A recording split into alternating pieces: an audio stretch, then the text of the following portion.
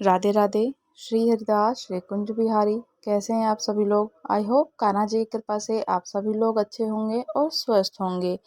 मंगलवार के व्रत की कथा।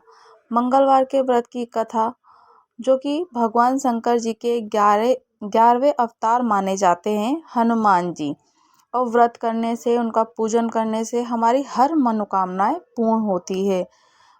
बाबा महादेव पिताजी के ही अंश से, जो कि 11वें अवतार हैं, उनकी पूजन अर्चन करने से इस कलिकाल के कलयुग में सबसे ज़्यादा महत्व हमारे हनुमान जी का ही है। हनुमान जी की पूजन अर्चन करने से हमारी हर मनोकामनाएं और सुख संपत्ति, यश, संतान की प्राप्ति, मंगलवार का व्रत रखना बहुत शुभ माना जाता है। और हनुमान जी से जुड़ी हुई जो भी हमारी उनसे मनोकामनाएं होती है, वो हम उनसे कहें तो ठाकुर जी और महादेव पिताजी हनुमान जी हमारी हर मनोकामनाएं पूर्ण करते हैं। मंगलवार के व्रत की कथा। प्राचीन समय की बात है। किसी नगर में एक ब्राह्मण दंपत्ति रहते थे। उनके कोई संतान ना होने के कारण वो बहुत दुखी रहते थे। हर मंगलवार ब्राह्मण वन में हनुमान जी की पूजा के लिए करने जाता था और वह पूजा करके बजरंगबली से एक पुत्र की कामना करता था। वो ब्राह्मण दंपत्ति सदैव हर मंगलवार की पूजा पाठ किया करते और व्रत किया करते। उनसे कामना यही करते कि हे बजरंगबली, हमें एक पुत्र रत्न की प्राप्ति हो। उसकी पत्नी भी पुत्र रत्न की प्राप्ति करती और वह मंगलवार के दिन अंत में हनुमान जी को भोग लगाकर भोजन करती थी, व्रत करती और भोजन करती।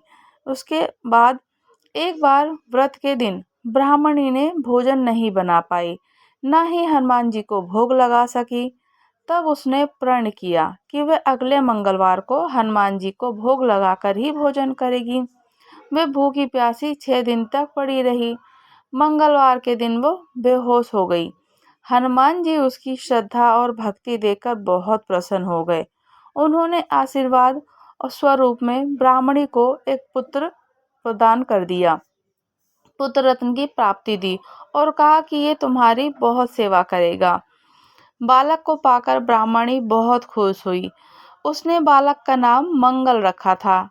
कुछ समय के उपरांत जब ब्राह्मण घर आया तो बालक को देखकर पूछा कि ये कौन है। पत्नी बोली कि मंगलवार का व्रत करने से प्रसन्न होकर बाबा हनुमान जी ने ही ये बालक हमें दिया है। ये सुनकर ब्राह्मण को अपनी पत्नी की बात पर विश्वास नहीं हुआ।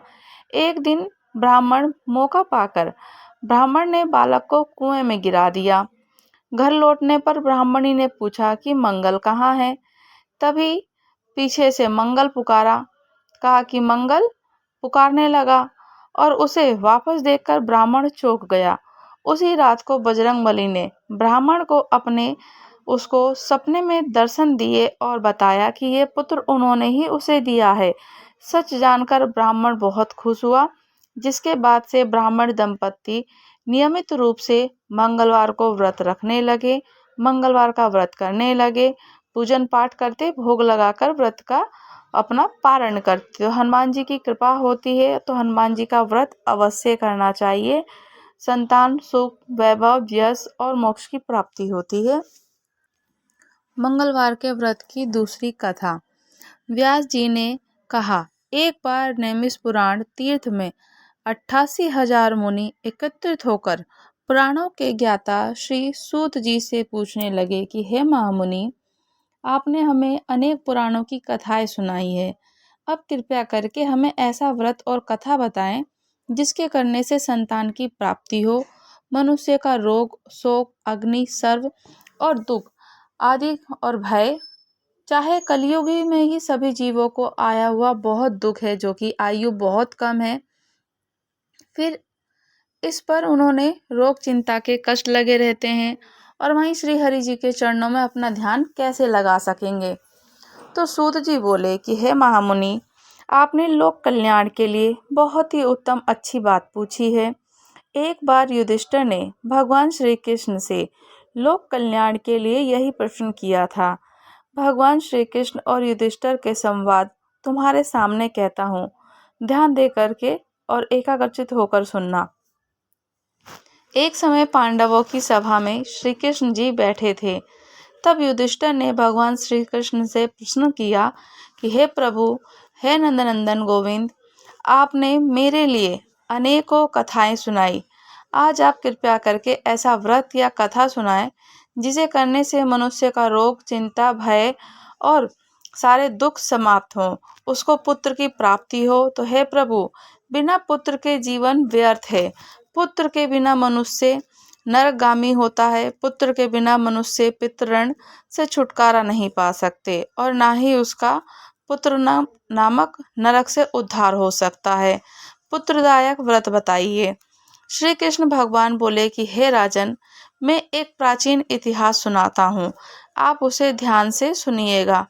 कुंडलपुर नामक एक नगर था। उसमें नंदा नाम का एक ब्राह्मण रहता था।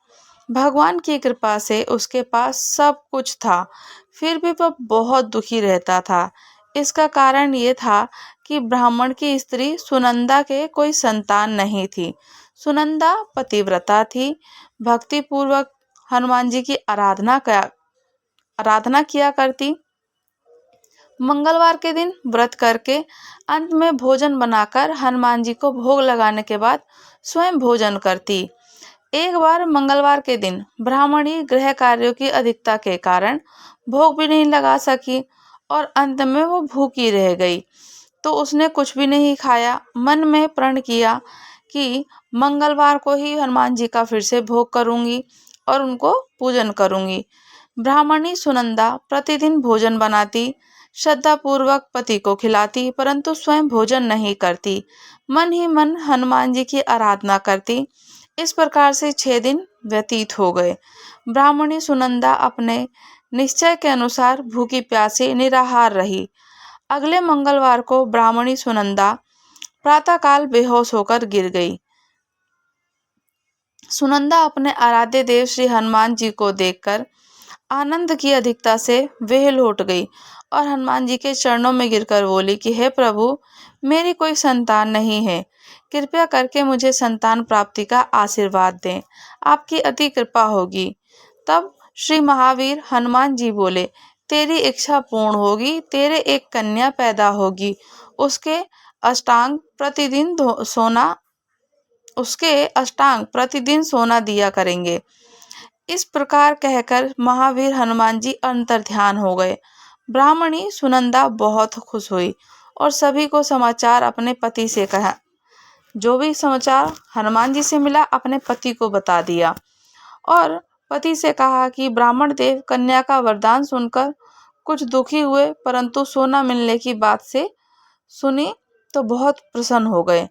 बेटी का नाम आया तो दुखी हुए, सोना मिलने की बात पर बहुत खुश हुए। विचार किया कि ऐसी कन्या के साथ मेरा निर्धनता भी समाप्त हो जाएगी। हनुमान जी की कृपा से वह ब्राह्मणी गर्भवती हुई। 10वें महीने में उसे बहुत सुंदर पुत्री प्राप्त हुई। ये बच्ची अपने पिता के लिए घर में ठीक उसी तरह से बढ़ने लगी जिस प्रकार शुक्ल पक्ष का चंद्रमा बढ़ता जाता है। 10वें दिन ब्राह्मण ने उस बालिका का नामकरण किया। उसके कुल पुरोहित ने उसका नाम बालक का रत्नावली रखा, क्योंकि ये कन्या सोना प्रदान करती थी।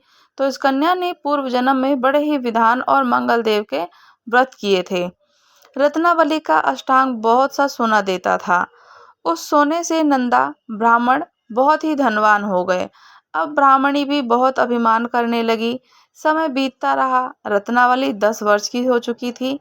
एक दिन जब नंदा ब्राह्मण प्रसन्नचित था, तब सुनंदा ने अपने पति से कहा कि मेरी पुत्री रत्नावली विवाह के योग्य हो गई है। आप कोई सुंदर सा योग वर देखकर इसका विवाह कर दें। यह सुनकर ब्राह्मण बोला, अभी तो रत्नावली बहुत छोटी है। तब ब्राह्मणी बोली, शास्त्रों की आज्ञा की कन्या 8वें वर्ष में गौरी, 9 वर्ष में रोहिणी, 10वें वर्ष में कन्या, इसके पश्चात रजस्वला होती है।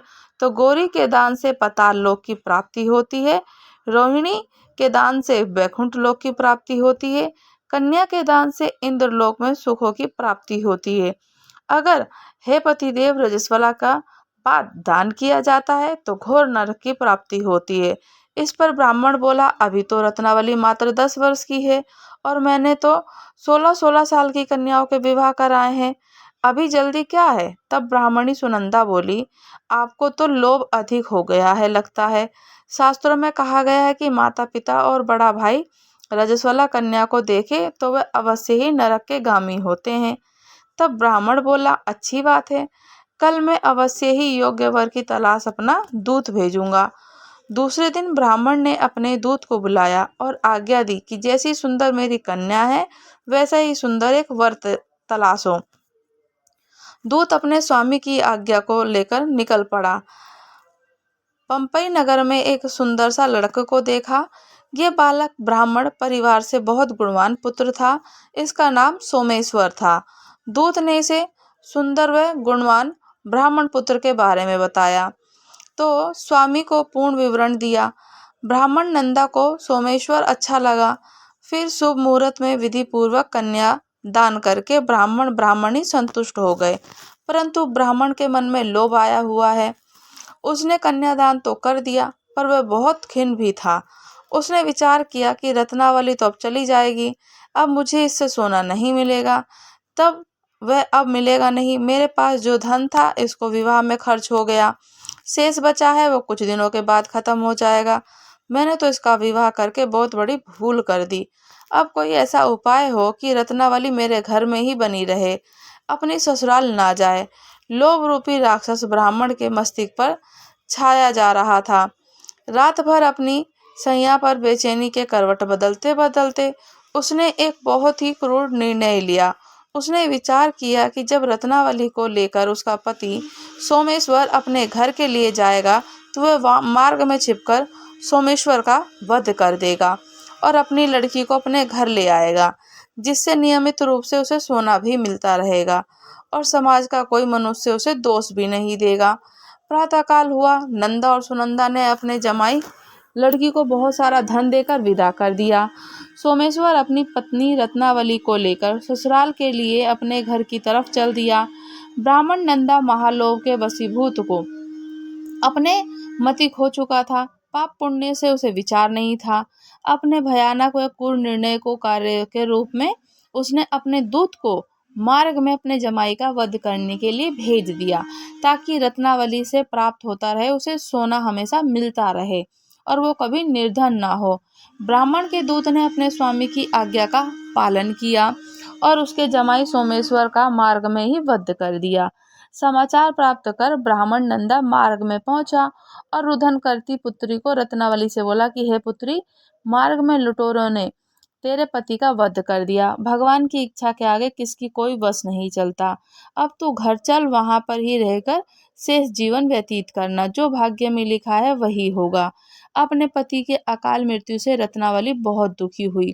करुण क्रुंदन और रुदन करते हुए अपने पिता से बोली कि हे पिताजी, इस संसार में जिस स्त्री का पति नहीं उसका जीना व्यर्थ है। मैं अपने पति के साथ अपने शरीर को जला दूंगी और सती होकर इस जन्म को माता पिता के नाम से सास ससुर के यश को सार्थक करूंगी। ब्राह्मण नंदा अपनी पुत्री रत्नावली के वचनों को सुनकर बहुत दुखी हुआ। ब्राह्मण नंदा अपने आप सोचने लगा कि मैंने अपने दामाद को मारकर ही अपने व्यर्थ ही जमाई को मारकर अपने पाप सर पे अपने लिए पाप ले लिया। रत्नावली तो उसके पीछे अपने प्राण तक देने को तैयार है। मेरा तो दोनों तरफ से मरण हो गया। धन तो अब मिलेगा नहीं, जमाई वध के पाप से फलस्वरूप यम यातना भी भुगतनी पड़ेगी। ये सोचकर वो बहुत खिन्न हुआ। सोमेश्वर की चिंता बनाई गई और सोमेश्वर की चिता बनाई गई। रत्नावली सती होने की इच्छा से अपने पति का सिर अपनी गोद में रखकर चिता में बैठ गई।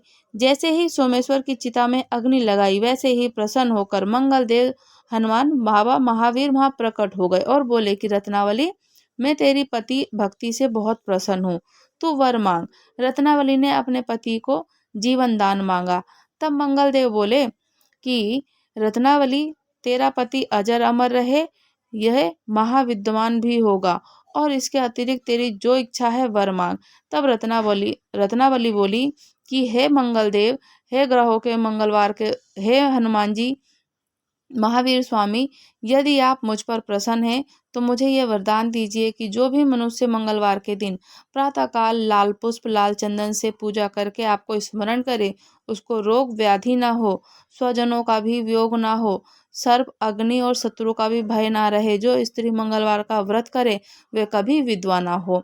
मंगल देव ने तथास्तु कहा और अंतर्ध्यान हो गए। सोमेश्वर मंगल देव की कृपा से जीवित हो उठा। रत्नावली अपने पति को पुनः प्राप्त करके बहुत प्रसन्न हुई और मंगल देव का व्रत प्रत्येक मंगलवार को करके व्रतराज और मंगलवार की महादेव हनुमान जी की कृपा से इस लोक में सुख ऐश्वर्य को भोगते हुए अंत में अपने पति के साथ स्वर्ग लोक को चली गई। तो मंगलवार के व्रत की पूजा करने से, मंगलवार का व्रत करने से हमारे सभी कष्ट और दुखों को, पापों का नाश होता है। सुख शांति, धन वैभव यश प्राप्ति और संतान की प्राप्ति अवश्य होती है। मंगलवार के व्रत की कथा पढ़ने से, सुनने मात्र से भी हमारे सारे दुख पाप नष्ट होते हैं। राधे राधे। श्री हरिदास श्री कुंज बिहारी। अगर आप लोग हमारे चैनल पर नए हैं तो चैनल को लाइक शेयर सब्सक्राइब करना बिल्कुल भी ना भूलें और मुझे कमेंट्स करके ज़रूर बताइएगा आपको कथा कैसी लगी। राधे राधे।